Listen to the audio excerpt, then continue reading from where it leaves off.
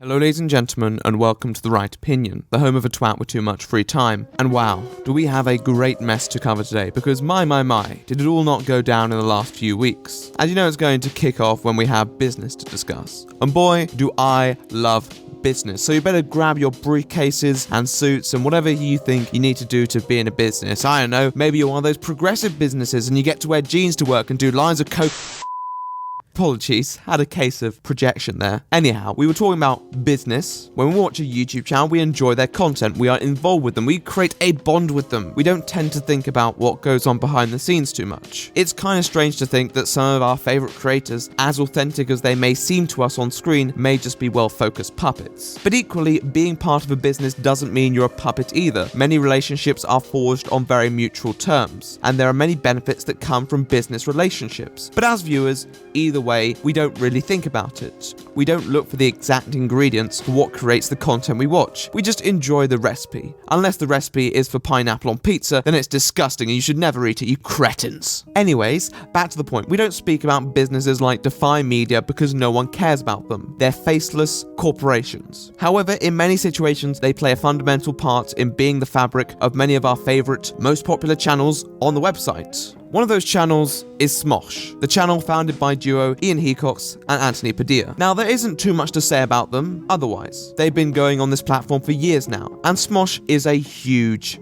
brand. If you know YouTube, there is a high chance you know Smosh, even if it's just from the namesake. Contrast that to Defy Media, well, they have less Twitter followers than me. Irrelevant twats. So it was only natural that many people's reaction when they heard the digital corporation Defy Media was shutting down was, who? Well, let me explain. Defy Media are firstly a multi-channel network, abbreviated to MCN, and essentially that means they host creators for at least some financial cut of the channel's earnings. So why on earth would you sign up to an MCN when all they're doing is reducing your profits? Well, in the right environment, signing up to an MCN can really come with its perks. If you're a creator who makes reviews, commentaries, and all sorts of content, which often includes other people's material, you'll know how much of a nightmare the copyright system is. Many networks claim to be able to alleviate that. They have inside links to YouTube and they will sort you out. Another great example is monetization. We all know Susan Wojcicki struts around like Thanos, clicking her fingers and turning that green money tag to a yellow. I know people who just give their network a buzz and suddenly Susan's frosty grip has rescinded. Praise those multi-channel networks for all the good charitable work they do. They can also assist with sponsorships, finance, and merchandising, and pretty much anything to do with your channel. Though, as we'll soon find, Defy Media definitely took a very hands-on approach. And I'm not talking about Andy Signal. Typically, the people who benefit most from the channel partnerships are large creators, mainly because they can make the network more money and thus they are seen as a more valuable financial asset. Which is why if you go on YouTube, search up networks like Freedom and then look for rants on that network, you'll find loads of angry, smaller YouTubers who felt completely neglected, signed up under the premise that they would be offered something better than they actually received, and then they were basically scammed out of 40% of their earnings. That's not loose change if your videos blow up. However, as a larger channel, typically you'll find more purpose, and there are many benefits, which is probably why, like many networks, Defy Media accumulated numerous clients who would seek their benefits. On one hand, some of their relationships were merely normal partnerships, where a creator would sign a contract and they would enter into a classic business association, like most network creator contracts. On the other hand, with Smosh, who will be one of the key topics today, Ian and Anthony actually sold their channel to Defy Media for the grand total of nothing. I sold Smosh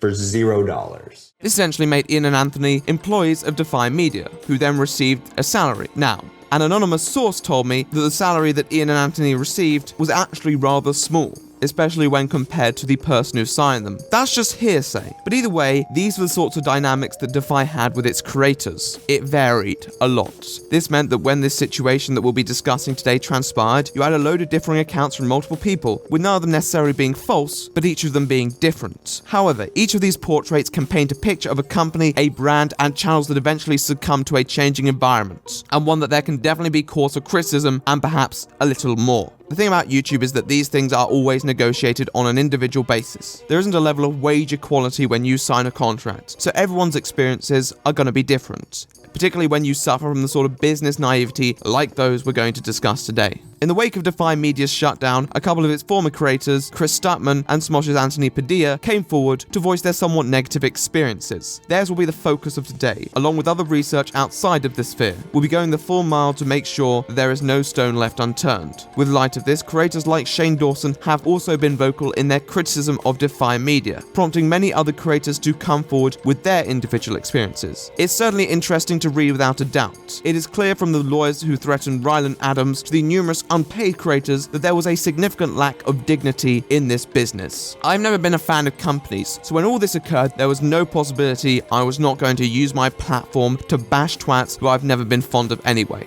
And frankly, this definitely deserves a dissection dealt by the Doctor himself. So today I'll be discussing Defy, Smosh, their relationship, and many of the criticisms that can be wagered in the direction of the parties involved, but equally harp on the ignorance of certain individuals and hopefully deal out some important life lessons for all of us to take forward. I'll be using the story of Smosh to shape the narrative around Defy Media and then hone in on some key points. Because the more of this is public and the more people know about this, the more people won't make the same mistakes. As we'll soon find out, this is avoidable. So I suggest we dive straight in.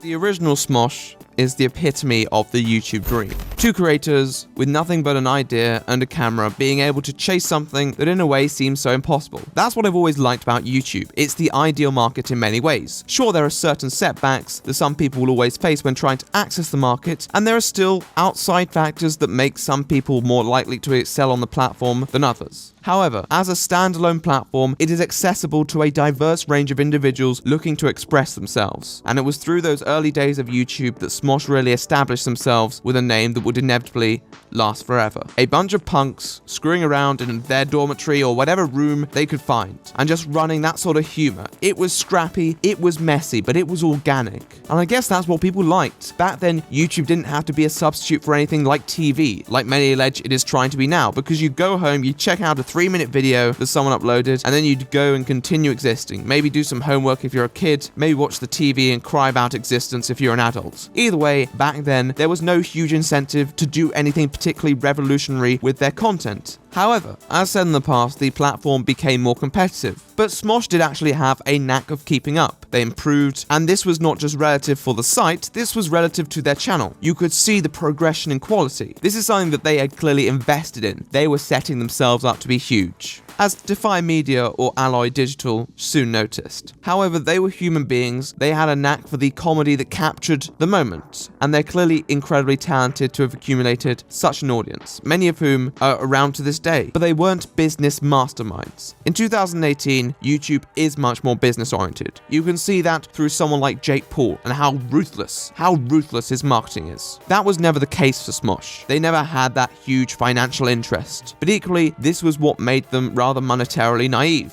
which is where Defy Media enter the picture. Now, I do not know the exact details of what happened in the negotiation stage. I've heard things, as said, I can't confirm. It sounds pretty unfair on Smosh's side, but there's no necessary proof. But through articles and Anthony's video, we can calculate that Defy Media, at that point named Alloy Digital, prior to their merging with Break Media, obtained Smosh, with Ian and Anthony's consent, in approximately July 2011, for the grand total of nothing. Now, this isn't entirely accurate, as Anthony and Ian both received stock in the company in return. However, this came with a catch. A pretty fucking significant catch, as any entrepreneur will tell you. Stock ain't worth jack shit if you don't go public. And unfortunately for Anthony and Ian, It never did.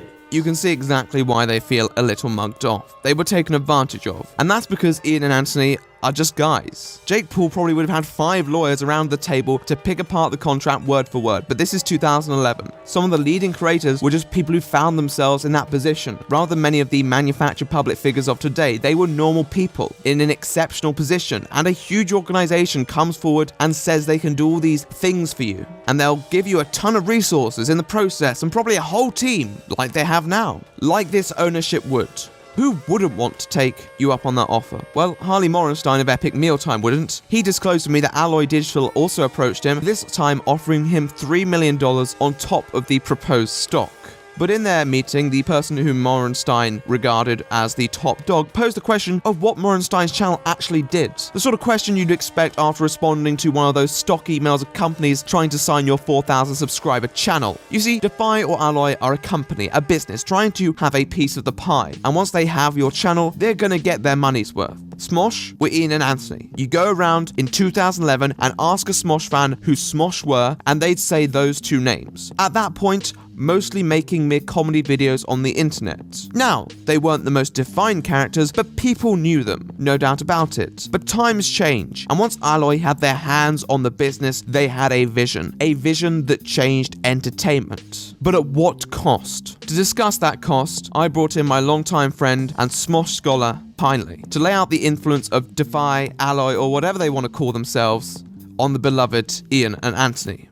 Take it away. Thanks, baby cakes. Hello, my name is Pinely the Box Boy, and as James mentioned earlier, I am in fact a Smosh scholar. For the past year, I've been sitting in my dark room watching Smosh videos, studying every single frame. Yeah. Not really, but I did make a video about them about a year ago. In the video, I brought out my problems with the quote-unquote new Smosh. I miss the old Smosh, a low-blow fun Smosh, two people skit Smosh, good jokes and song Smosh. I miss the old Smosh, 4 years ago, no mean Smosh, damn I miss the old Smosh. Mainly focusing on the changes in their content. Now I was quite the genius, since I said almost exactly the same things Anthony brought up in his video, only that I didn't know that Defy Media were the ones behind the problems in their content. The last few months that I worked there, they started hiring new cast members. The cast Anthony's talking about is the Smosh crew, a group of ex-Viners and funny guys. Defy casted for Smosh a bit before Anthony left. Now, do I want to be nice or, nah, hey, I really don't like these guys. They suck. Like this guy, take a look at him. Man, who farted in here? No one, I'm cooking dinner. What are you making? Fart lasagna? What are you doing? Their jokes just fall flat. They're not the greatest actors, and they're a bunch of uncharismatic losers. Nah, that's way too mean. I'm just not a fan, what can I say? And why do we need so many of them? I can't even keep track of what's going on. If you wanna be number one, stop playing games just for fun. Give up your life so you can win. and be the best at Paladin. I also kind of miss the charm old Smosh videos had. Where was this Ian and Anthony? They were just two homies having a good time, broing it out, fighting against Pokemon and stuff. Hell yeah. Right now their videos just kind of feel like a not so great version of SNL for kids. And I'm a big boy. And starting and stopping shows without consulting me first, which, you know, they had every right to. They owned the company. I was just an employee, but it hurt a little bit. I felt like I created this thing with my buddy and we should kind of be consulted about these things, but it was just a company. That's another point both Anthony and I brought up in our videos because we're so in sync. The two of us are actually soulmates. Give me a kiss, Padilla. Since Smosh and Defy became homies, you could see a bunch of these bullshit series popping up. Like at the point of time when I made my old video last year, they had like 4 series going on constantly. And I just found the whole thing a bit pointless. But now they managed to minimize it, so hey, that's cool. Recently what they've been posting is either made out of every blank ever or sketches. We all love sketches. Every blank ever is the most simple concept in the world. I don't know how they managed to make so many episodes of it. It makes sense when it's about this kind of relatable thing like every dad ever. And dads are relatable, you know dads. But now they're making every Harry Potter ever. Is that relatable? Ari, you look tired. You're doing that mind connection thing with Voldemort again. Maybe. Well, don't you see that puts us in danger? Yeah. Oh, so it's just a Harry Potter parody. I see. Can you just call it like Harry Potter parody? Or something like that? Another thing they do is their good old sketches. Some of them are honestly not that awful. I do have certain issues with them that I will discuss in my next bit, but some of them are actually scripted by the Smosh cast members. So I think that's pretty cool. Keeps it authentic. Though they still made this. Now you're really number one. Time to show the world you're the chosen one.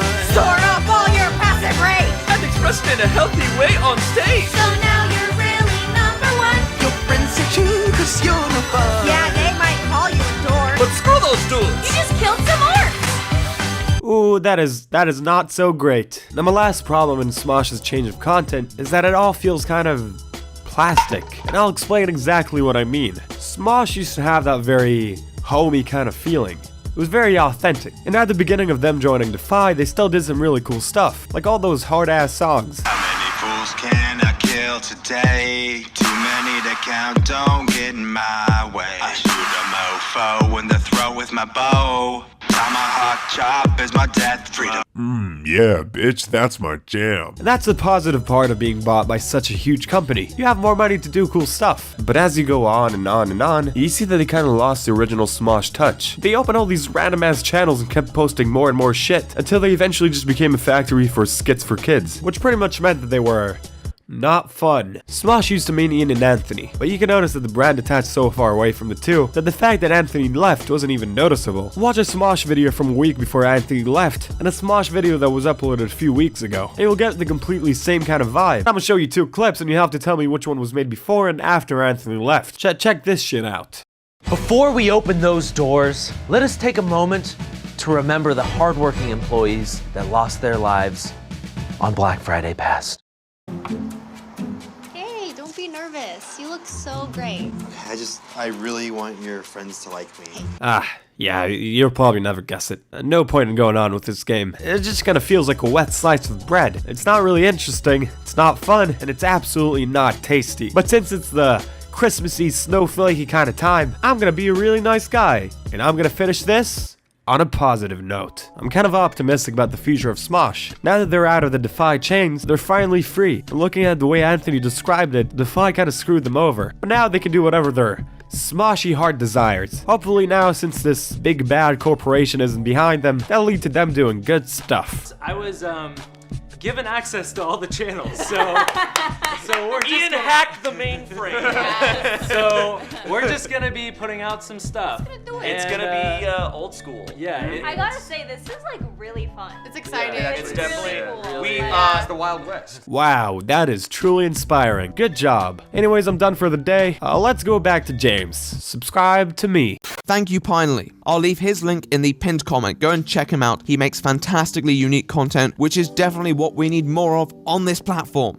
Let's hope corporations don't get to him as well. However, jokes aside, this is business in many ways. Nothing more, nothing less. But the control exercised over Smosh was not just a message of the relationships between the creator and the audience and the business, but also what happens when you relinquish a control of an idea to people who may not have your own reputation at the heart of their concerns. The thing is that a combination of a business and Smosh is probably not the worst combination possible. As mentioned, Ian and Anthony weren't the most defined people. Alloy and subsequently Defy probably benefited greatly on the revenue from these creators. However, the problem was, although Smosh was by no means a dead channel, and in fact, in the months running up to the closure of Defy Media, they were having some of their most successful months in a significant while, there was no way to fully recapture that magic and the success of peak Smosh. Even if Smosh was pulling in the revenue, their other projects owned by Defy Media just weren't. Screen Junkies and The Escapists were both sold off for reasons that we'll probably cover very soon. Clever TV, despite having 4 different channels, was struggling with uploads and views alike. There is still a market for the sort of middle-of-the-road content that many of these channels do. But the clickbait is one of the main factors, and it is so competitive these days that you're competing with other businesses who are more ruthless and know their audiences better and have corporation channels built from scratch, not just ones that have undergone the treatment and have had to sacrifice something in the process. Defy Media had confined their content to a streamlined business model, which wasn't really a good idea. But Smosh, in spite of all this, as said, was still relatively successful. It's hard to see how a media corporation would be losing revenue with something like Smosh. At the end of the day, they were in control. They also had partnerships with other YouTubers like Chris Stutman, who should have turned in money at no cost to them whatsoever. They were probably making bank. How on earth can you be making a net negative income with so many ventures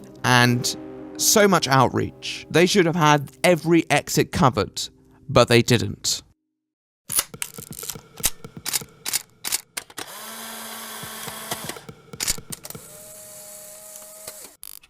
Now, I just criticized Defy Media for their business model that was set up for their content creators, mainly because I felt it sacrificed a lot of the identity. And on top of that, it was very singular and therefore made it fragile if the tides became rough. However, they did have some backup models that they were utilizing throughout their few years of operation, one of which was known as programmatic advertising. Now, programmatic advertising is a very broad subject, so it becomes extremely hard to explain the model that Defy may have been using. Typically, it's online advertising, it's a bit more targeted, basically. They also had their foot in licensing and, quote, video syndication operations, which is basically pushing content on various sites. Basically, to summarize, they had additional business in promoting other people's content. Not necessarily YouTube content, it could have been anything, but advertising. Now, I'm not suggesting that there is anything wrong with that, but it appears that they weren't entirely happy with the business it brought, and neither were their clients. Around the start to mid-2018, they decide to close down that branch of their business, thus being able to focus on their content. In a way, this should have given them more power to be able to focus on the content that may have been stagnating a tad, but unfortunately, it brought new issues. As I mentioned, it's hard to see why a company like Defy Media, with all its outlets and history of making great income, should ever be struggling with finance. And anyhow, why is the fact that they had other businesses remotely relevant for discussing their failure?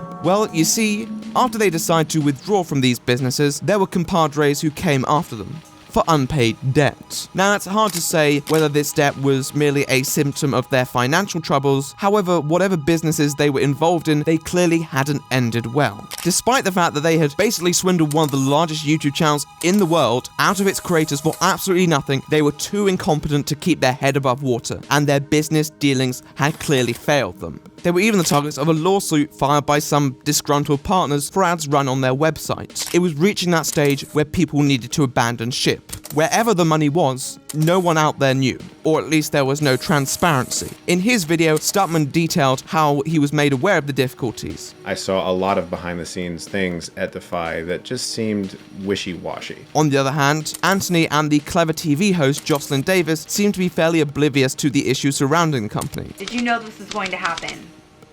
Absolutely not. Anthony was even under the impression that they were hiring people weeks before they closed their doors. They were hiring people weeks ago.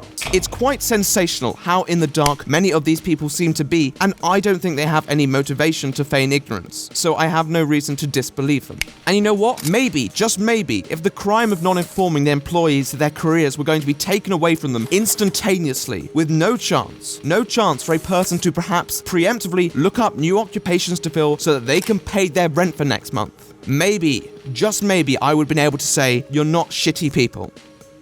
But, in the words of the great philosopher Billy Mays, there's more, and I'm not happy about this, not one bit. Firstly, given the company have had their assets frozen and their doors closed, as far as I can tell, no employee will be receiving substantial severance pay. And to add to this, many creators who have been earning money for months through their videos received zilch from the last couple months of AdSense.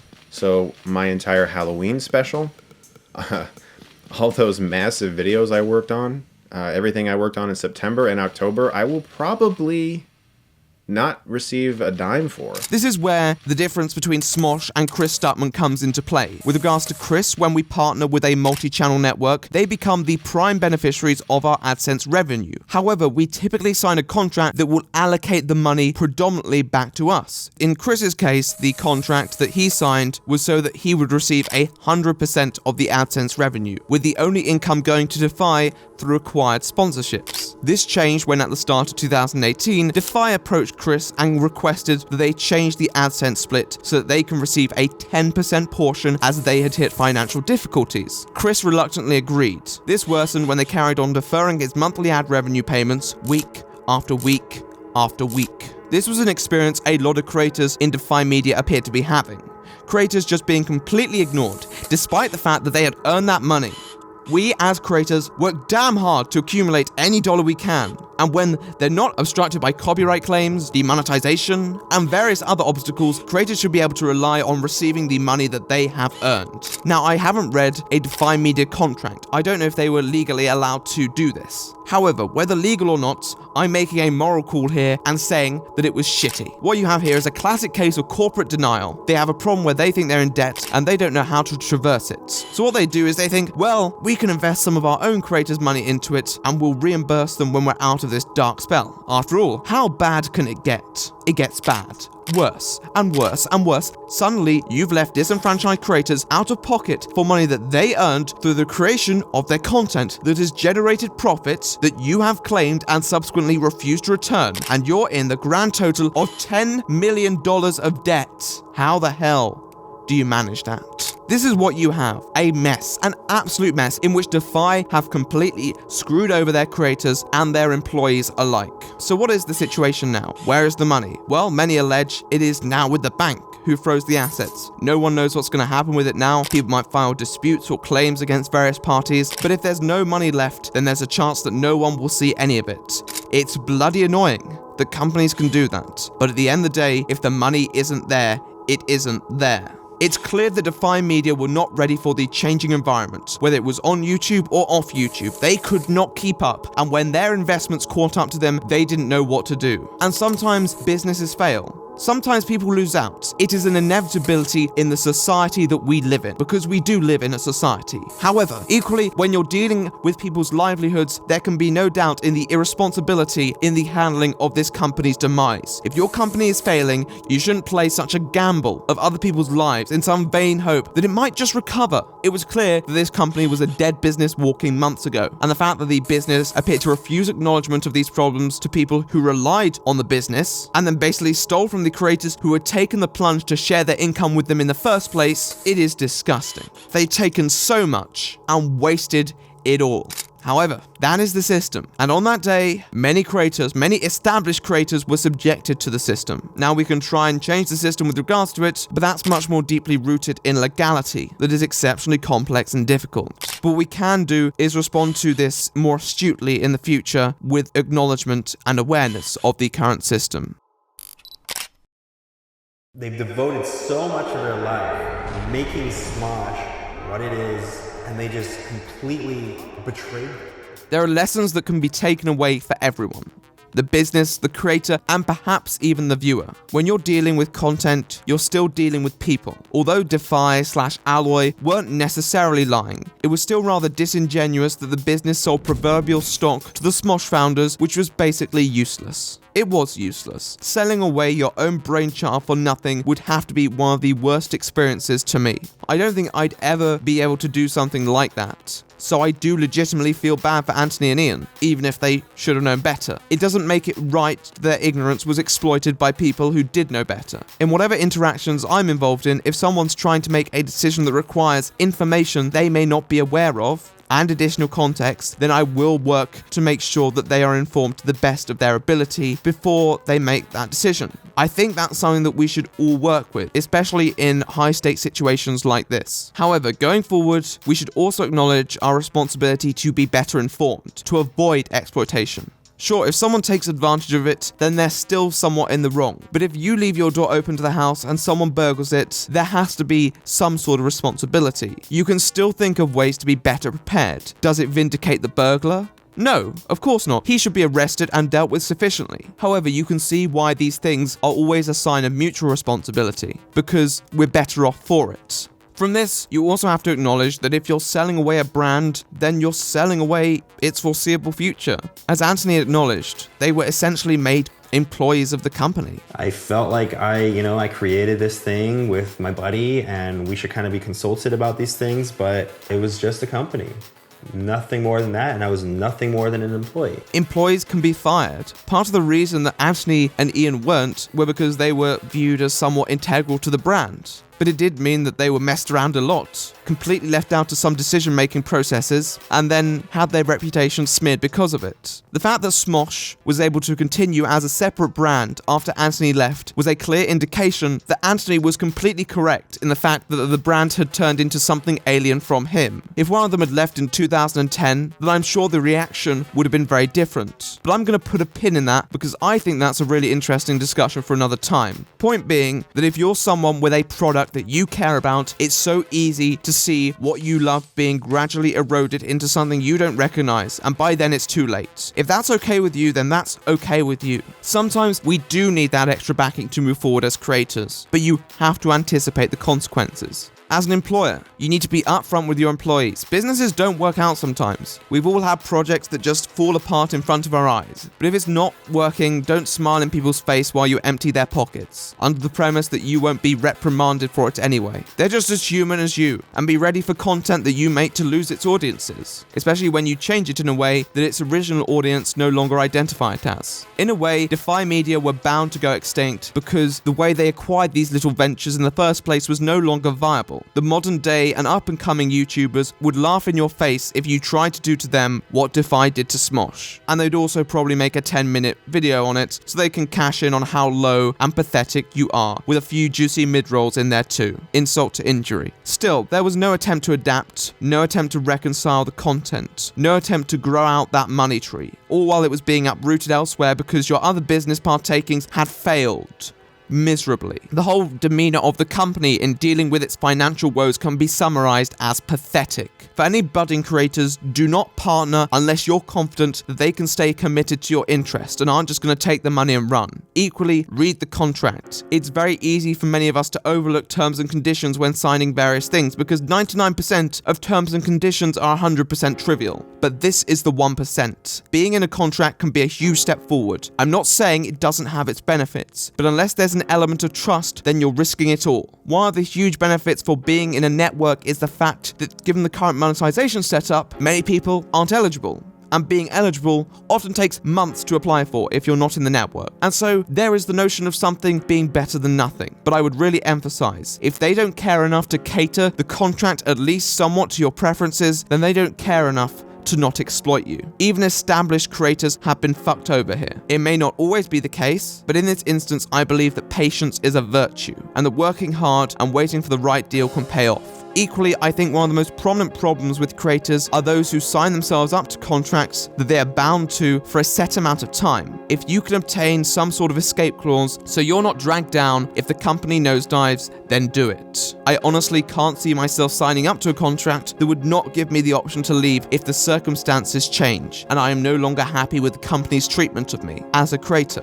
It is a case of supply and demand. If people adopt that philosophy, then companies will at least have to alter their approach to certain contracts. We all know the nightmares of copyright, demonetization, and algorithms, but not every response is a solution. Don't just go from the oven into the frying pan. You'll get burned either way. Obviously, I doubt any of this will have a huge impact, but I hope the whole saga at least does influence people's perspective. Companies are going to take advantage of people. I can call it shitty all I like, but it's also a part of the competitive business that they take what they can get. I guess what annoys me the most about Defy Media then is that in spite of all the conniving conduct they participated in spite of all the business, in spite of all the shaking down of creators, they still failed astronomically, and they went down dragging every other person down with them. People who had worked for them, who had given them their time and money and creative energy. It is shambolic, and everyone affected deserved better than that. The business hides amongst the tall grass of content creators. Very few people will know what Defy Media was in a few months' time, nor will they care, and yet their influence is just as or even more powerful than the smiling host who is presented to you. Just because they seem insignificant when they approach you doesn't mean you should underestimate their power, because the facelessness of an MCN arguably just makes them more powerful, due to the lesser levels of accountability. It is unlikely that any of Defy Media will face consequences. That's the way it is sometimes. But we can equip ourselves to know better, and hopefully we will know better in the future.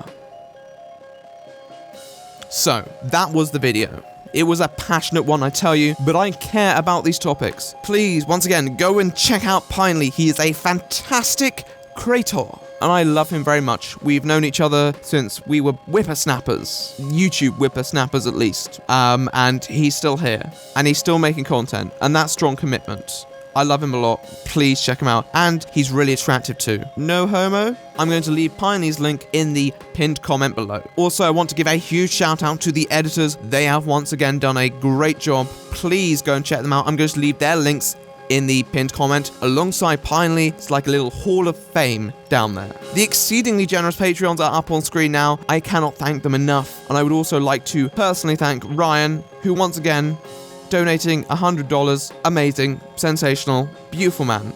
I give him a round of applause for that. However, if you're still here, if you're still listening to this lovely British voice, make sure you go and check all those lads out. They're great. They do a top-notch job, and I can't thank them enough. And if you have any thoughts on this video, leave them in the comments below. It's always welcome. I love discussion, and I'm proud to say that I'd say The Right Opinion has one of the most civil fan bases in modern history, which is quite a positive thing. I don't really know what else to say. I love you guys. I'm really tired. I'm really hot. The sun is shining down on my little makeshift studio. But hopefully by the time this video comes out, we'll be living the high life. Thanks again for the support. It means a hell of a lot. I love you guys. And until then, I'm The Right Opinion, and I'll see you in the next one.